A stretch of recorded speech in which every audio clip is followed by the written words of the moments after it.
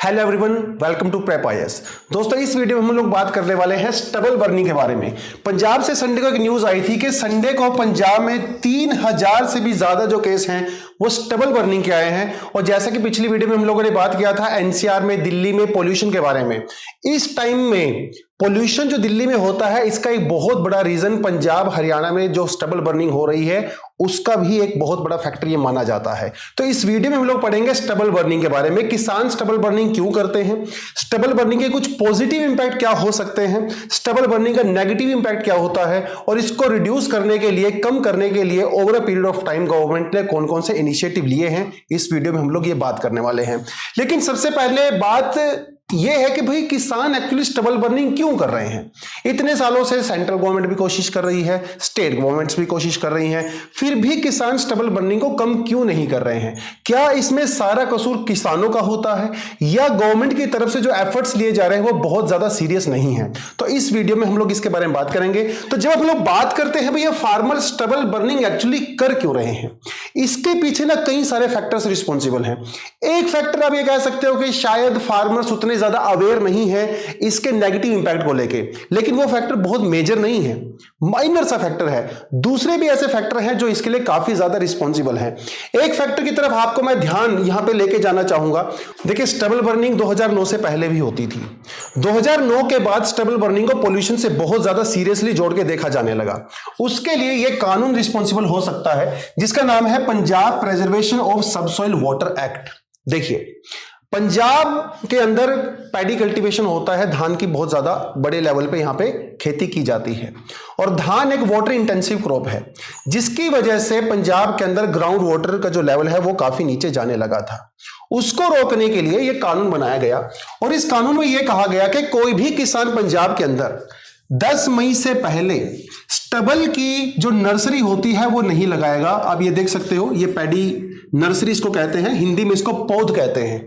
10 मई से पहले ये नहीं लगाएंगे, और 16 जून से पहले कोई भी किसान धान नहीं लगाएगा।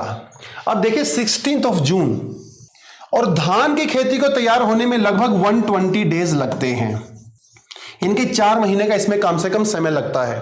तो जून, जुलाई, अगस्त, सितंबर और अक्टूबर में जाके कहीं इसकी कटाई होती है। मिडल ऑफ अक्टूबर में इसकी जाके कटाई होती है। इनके पिछले महीने आप इसकी बात को समझ लीजिए।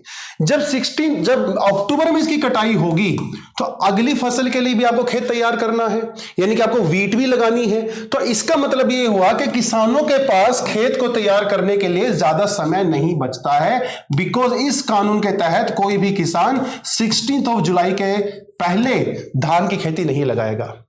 इससे पहले, इस कानून से पहले धान की जो खेती होती थी वो अप्रैल, मिड ऑफ अप्रैल, मई में और मिड ऑफ मई में शुरू हो जाया करती थी। तो जब सरकार ने इसको 1 से 1.5 महीने से 2 महीने तक एक्सटेंड कर दिया तो बाद में जो धान की कटाई है वो भी एक्सटेंड हो गई, जिसकी वजह से अगली फसल के लिए खेत तैयार करने में अभी समय किसानों के पास नहीं है। तो जब वीट के लिए आपको खेत तैयार करना है तो इसका मतलब आपको स्टबल बर्निंग करनी पड़ेगी, क्योंकि जल्दी से जल्दी आपको खेत को साफ करना होता है। यह एक बहुत बड़ा रीजन माना जाता है स्टबल बर्निंग का। और क्योंकि अभी अक्टूबर के, नवंबर के महीने में हो रही है तो यह प्रॉब्लम इस समय और ज्यादा बढ़ गई है। दिल्ली और आसपास के एरिया की बात करें तो यहां पे इस मौसम के अंदर हवाएं नहीं चलती हैं, और दिल्ली समझिए, आसपास के जो एरिया समझिए लैंडलॉक एरिया है। तो जब पंजाब में इतने लार्ज स्केल पे स्टबल बर्निंग होती है तो उसका इंपैक्ट आपको आसपास के सभी एरिया में देखने को मिलता है। ये पिक्चर आप जो देख रहे हैं वो नासा ने संडे को रिलीज की थी, और ये पंजाब वाला जो रीजन है आप यहां पे देख सकते हो स्टबल बर्निंग के केस कितने ज्यादा बड़े पैमाने पे किए जा रहे हैं। ये एक बहुत बड़ा रीजन है। और कौन से फैक्टर यहां पे रिस्पॉन्सिबल हो सकते हैं? Mechanised harvesting. पहले मशीनों से कटाई नहीं होती थी धान की, अब मशीनों से कटाई होती है। मशीनों से कटाई इसके होने की वजह से क्या होता है, जो बचे हुए जो मटेरियल होते हैं ना, जो रेजिड्यूज होते हैं, क्योंकि मशीनें फसल को ऊपर ऊपर से काटती हैं, नीचे से नहीं काटती हैं। जो बैल होती है सिर्फ वही काटी जाती हैं, नीचे वाला जो हमारी धान होती है वो ऐसी कैसी खेत में पड़ी रहती है। पहले हाथ से कटाई होती थी तो काफी नीचे से हुआ करती थी धान की कटाई, तो खेत पहले ऑटोमेटिकली साफ हो जाया करते थे, तो बहुत कम स्टबल बर्निंग के केस देखने को मिलते थे। तो मशीनों का यूज यहां पे एक बहुत बड़ा रीजन माना जा सकता है। मशीनों का यूज क्यों करते हैं किसान? क्योंकि लेबर अभी अवेलेबल नहीं है। पहली बात तो लेबर अवेलेबल नहीं है, दूसरी बात जो लेबर है वो काफी ज्यादा महंगी है और उसमें टाइम भी तो लगता है। तो जल्दी से खेत खाली करने के चक्कर में किसान मशीनों का यूज यहां पे करते हैं, कंबाइंस वगैरह से सारे खेतों को साफ करवा देते हैं, बहुत बड़ा रीजन माना जाता है। पहले किसान जो स्टबल होती थी, जो रेजिड्यूज होते थे, जिसे पराली कहते हैं, इसे कई सारे दूसरे पर्पस के लिए भी यूज किया करते थे। जानवरों के लिए फोडर, एक घास के तौर पे इसका यूज किया जाता था। कुकिंग पर्पस के लिए, घरों को गर्म वगैरह करने के लिए इसका यूज किया जाता था। लेकिन अभी वो भी बहुत ज्यादा यूज नहीं हो रहा है, क्योंकि जब हम लोग पराली की बात करते हैं तो उसमें काफी ज्यादा सिलिका कंटेंट होता है, तो एनिमल्स के लिए सुटेबल भी नहीं है। इन सारे रीजंस की वजह से किसान अभी भी स्टबल बर्निंग कर रहे हैं। तो सिर्फ ये कह देना किसान को कि अवेयर नहीं है या जानबूझ के कर रहे हैं, ऐसा कुछ भी नहीं है। बहुत सारे फैक्टर हम लोगों ने यहां पे देखे जिसकी वजह से स्टबल बर्निंग की जाती है। यस, देखिए फैक्ट मैंने आपको वैसे बता चुका है। पंजाब में और हरियाणा में क्या होता है, पहले वीक ऑफ अक्टूबर और लास्ट वीक ऑफ अक्टूबर में जो है राइस की जो है वो कटाई होती है, ताकि अगले जो है खेत जो है वो वीट के लिए तैयार हो सके। So in October after the half of the harvest stubble is burn to prepare the field for the next rabi crop which is our wheat. बहुत कम समय होता है धान की कटाई और वीट के लिए खेत को तैयार करने में। स्टबल बर्निंग वीट के बाद भी होती है। जब वीट की कटाई होती है अप्रैल में और मई में, उस समय में भी स्टबल बर्निंग होती है, लेकिन उस समय वो इतना सीरियस इशू नहीं होता है, क्योंकि उस समय हवाएं चल रही होती हैं और स्टबल बर्निंग इतने बड़े पैमाने पे भी नहीं होते। वीट का, धान का थोड़ा ज्यादा होता है, ये इसलिए ज्यादा फैक्टर यहां पे नजर आता है। उसके अलावा हैप्पी सीडर्स, पंजाब की सरकार ने एक इनिशिएटिव के तहत हैप्पी सीडर्स को इंट्रोड्यूस किया। ये हैप्पी सीडर्स क्या करते हैं, आप यहां पे देख सकते हो, ये धान के रेजिड्यूज हैं जो अभी ग्राउंड के अंदर ही हैं, इन्हें काटा नहीं गया, जलाया नहीं गया है। यूजुअली क्या करते हैं, जब गेहूं के लिए खेत तैयार करना हो तो इसे काटा जाता है, अच्छे से काटा जाता है, खेत को तैयार किया जाता है, इसके अंदर पानी दिया जाता है, उसके अंदर हम लोग धान का पौधा लगाते हैं। एक यूजुअल प्रोसेस होता है। लेकिन हैप्पी सीडर्स ये जो मशीन होती है, इसमें आपको वो कोई भी प्रोसेस करने की जरूरत नहीं है, आप सीधा ही खेत के अंदर गेहूं को लगा सकते हो।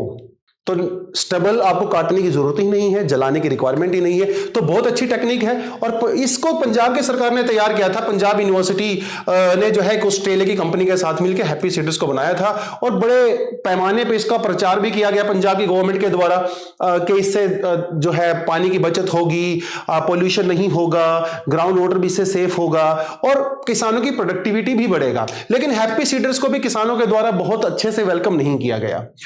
ये मशीन 1.5 से 2 लाख रुपए की आती है, किसान सरकार इसके ऊपर सब्सिडी भी देती है। लेकिन अगर आप इसको किराए पे भी लेते हो तो 1 एकड़ के लिए कम से कम आपको 1000 से 2000 रुपए पे करना पड़ता है।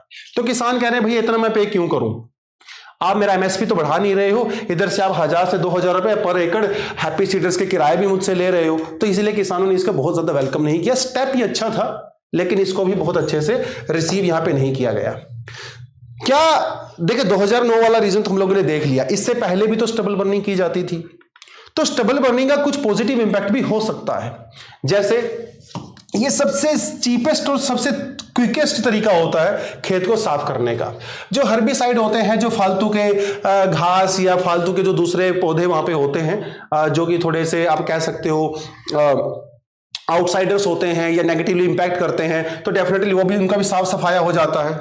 और ये जब हम लोग जलाते हैं इसको, जो ऐश होती है, जो राख बाद में ऐड होती है जलने के बाद, तो कुछ लोगों का ये मानना है कि वो राख भी एक फर्टिलिटी बढ़ाती है सोइल की। हालांकि इसके अंदर बहुत ज्यादा वेटेज नहीं है इस पॉइंट के अंदर, but still if you see बहुत सारे नेगेटिव इंपैक्ट हैं, हमें पहले से पता है। टॉक्सिक गैसेज निकलती है भैया, काफी टॉक्सिक गैसेस निकलती हैं। उसके अलावा carbon monoxide, methane, carbon dioxide, तो ये सिर्फ टॉक्सिक ही नहीं है, बल्कि ये क्लाइमेट चेंज के लिए भी रिस्पॉन्सिबल है, ये ग्रीन हाउस गैसेस भी हैं। जब आप जलाते हो खेत को, रेजिड्यूज को जलाते हो, तो उसकी हीट की वजह से आपके जो न्यूट्रिएंट्स होते हैं, जो बेनिफिशियल बैक्टीरियाज होते हैं, वो भी जल जाते हैं। हमारी सॉइल की फर्टिलिटी रिड्यूस होती है और उससे बाद में सॉइल इरोजन भी होता है, क्योंकि छोटी मोटी जो घास जो जमीन को पकड़ के रखती है वो रिमूव हो जाती है। जब बारिश वगैरह आती है तो पानी आप उसके अंदर देते हो तो इरोजन भी हो जाता है, राइट। लॉस ऑफ मॉइस्चर होता है, जिसकी वजह से इंपॉर्टेंट जो माइक्रोब्स होते हैं वो भी मर जाते हैं। और कई बार जब स्टबल बर्निंग की जाती है तो वो आग दूसरे एरिया में भी फैल जाती है, और कई बार ऐसे केस भी सुनने को मिले हैं कि इसकी वजह से आउट ऑफ कंट्रोल हो गया है फायर और कुछ लोगों की जान भी चली गई है, कुछ मवेशी वगैरह जानवर, उनकी भी जान चली गई है। तो ये कुछ नेगेटिव इंपैक्ट यहाँ पे होते हैं, और इन सभी चीजों को ध्यान में रखते हुए कई सारे इनिशिएटिव भी यहां पे गवर्नमेंट के द्वारा लिए गए हैं। एडमिनिस्ट्रेटिव मेजर्स की बात करें तो जैसा कि अभी हम लोगों ने देखा ही है, तो जिसकी हम लोग बात करते हैं, दिल्ली के अंदर ग्रेडेड रिस्पॉन्स एक्शन प्लान की बात करते हैं, जिसे कमीशन और एयर क्वालिटी मैनेजमेंट के द्वारा इंप्लीमेंट किया जाता है। तो ये जो कमीशन है दिल्ली एनसीआर के अंदर, ये पंजाब, हरियाणा, राजस्थान, यूपी के उन एरिया में वहां के जो लोकल एडमिनिस्ट्रेशन है, वहां की जो सरकारें हैं, उनसे बात करता है स्टेबल बर्निंग को कम करने के लिए। क्रॉप डाइवर्सिफिकेशन की बात भी कही गई है गवर्नमेंट के द्वारा कि भैया आप राइस को ग्रो ना करके आप दूसरी फसलों को भी ग्रो कर सकते हो, और कई बार सरकार ने उन फसलों के लिए अच्छा एमएसपी देने की भी कोशिश की है ताकि किसान खेती में अपनी धान की बजाय दूसरी फसलों को भी इंक्लूड करें। ये समस्या आप इससे ग्रीन रेवोल्यूशन से भी जोड़ के देख सकते हो। जी, ग्रीन रेवोल्यूशन 1960-70s में किया गया तो धान को काफी प्रमोट किया गया इस पर्टिकुलर एरिया में, उसका दाम बहुत अच्छा मिला, एक उसका जो मार्केटिंग सिस्टम है वो बहुत अच्छे से डेवलप किया गया। तो इतने सालों से किसानों को धान की आदत पड़ गई है, तो अभी वो बहुत जल्दी दूसरी क्रॉप के ऊपर शिफ्ट नहीं हो रहे हैं। तो क्रॉप डाइवर्सिफिकेशन करने की कोशिश की गई है सरकार के द्वारा, लेकिन उतनी सक्सेस हमें नहीं मिली है। लीगल एक्शन की बात करें तो जो एनजीटी है, नेशनल ग्रीन ट्रिब्यूनल, इसने 2015 में ही स्टेबल बर्निंग को पूरी तरह से बैन कर दिया है, हालांकि ये अभी भी की जाती है। उसके लिए हमारा जो आईपीसी का सेक्शन 88 है, इसके अंदर भी जो अंडर काम करता है एयर पोल्यूशन एक्ट के अंदर, ये इसके अंदर भी कुछ सजा का प्रावधान है, फाइन्स वगैरह लगाए जाते हैं, but ultimately you know very well को बहुत ज्यादा इसमें मिला नहीं है।